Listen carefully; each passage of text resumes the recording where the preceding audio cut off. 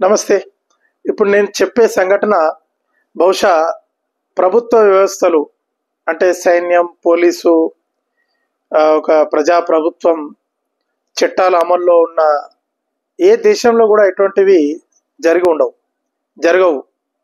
ఏ ప్రభుత్వాలు కూడా వీటిని అనుమతించదు, అలో చేయదు. కానీ మనది భారత్ కాబట్టి భారత్లో ఇటువంటివి జరుగుతుంటాయి. అంటే ఇది భారత్లో జరుగుతాయి అనే దానికంటే కూడా ఇండియా అని అంటే ఇంకా బాగుంటుంది. ఎందుకంటే ఇది బ్రిటిష్ వాడు కాపీ పేస్ట్ ద్వారా మనకు అప్పగించిపోయిన చట్టాలు అమలవుతున్న ఇండియా కాబట్టి. ఏం జరిగింది అని అంటే 17 సంవత్సరాల క్రితం ఢిల్లీ బాటా హౌస్లో ఢిల్లీ పోలీస్ స్పెషల్ సెల్కి టెర్రరిస్టులకి మధ్య కాల్పులు జరిగినాయి. ఈ ఎన్కౌంటర్లో తీవ్రవాదులు చనిపోయారు. వాళ్ళని తీవ్రవాదులుగా పోలీసులు గుర్తించారు. వాళ్ళ దగ్గర ఆయుధాలు దొరికినాయి. పోలీసులు వాళ్ళు కాల్పులు జరపడం వల్ల పోలీసులు ఎదురు కాల్పులు జరిపారు. న్యాయ విచారణ కూడా జరిగింది. అంతా అయిపోయింది. ఇప్పటికీ బాట్లా హౌస్ ఎన్కౌంటర్ జరిగి 17 సంవత్సరాలు అయింది.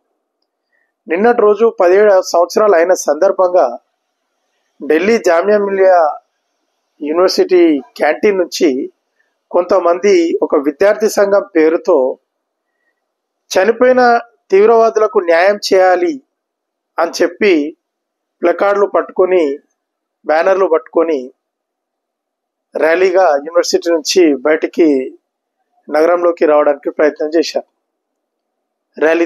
నిరసన ర్యాలీ తీయడానికి ఢిల్లీ పోలీసులు వెంటనే రంగంలోకి దిగి గేట్లు మూసేసి వాళ్ళని యూనివర్సిటీలోనే బంధించి 40 మందిని అరెస్ట్ చేయడం జరిగింది. నేనేం చెప్తా, ఈ 40 మందిని దేశద్రోహ సెక్షన్ కింద కేసులు పెట్టి జైళ్ళలో వేయాలి. ఎన్కౌంటర్ చేసినా తప్పలేదు. వీళ్ళని చనిపోయింది తీవ్రవాదులు 17 సంవత్సరాల క్రితం. అన్ని రకాల విచారణలు పూర్తి అయిపోయినాయి. క్లారిటీ వచ్చేసింది. వాళ్ళు ఇండియన్ ముజాహిదీన్ ఐఎంకి సంబంధించిన టెర్రరిస్ట్ యాక్టివిటీస్లో ఉన్నారు వాళ్ళు. దానిపై ఈరోజు టెర్రరిస్టులకు న్యాయం చేయండి అంటూ నిరసన ప్రదర్శనలు చేయడం అని అంటే అది ఒక విద్యార్థి సంఘం పేరు పైన.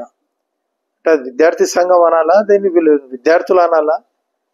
మరి వీళ్ళకు ప్రభుత్వాల నుంచి వస్తున్న స్కాలర్షిప్లు ఎందుకు, అసలు వీళ్ళకి హాస్టల్ ఎందుకు, వీళ్ళకి అసలు చదివేందుకు, వీళ్ళు చదువుకుంటున్న చదివేది, వీళ్ళు చేస్తున్న పని. ఇటువంటి వాటిపై ప్రభుత్వాలు కఠినంగా చర్యలు తీసుకోకపోతే ఇవి ఇంకా రిపీటెడ్గా జరుగుతాయి. భవిష్యత్ తరాలకు ఒక రాంగ్ సిగ్నల్ పోతుంది. టెర్రరిస్టులకు కూడా న్యాయం చేయమని మనం ర్యాలీలు తీయొచ్చు అని భవిష్యత్ తరాలు నేర్చుకుంటాయి.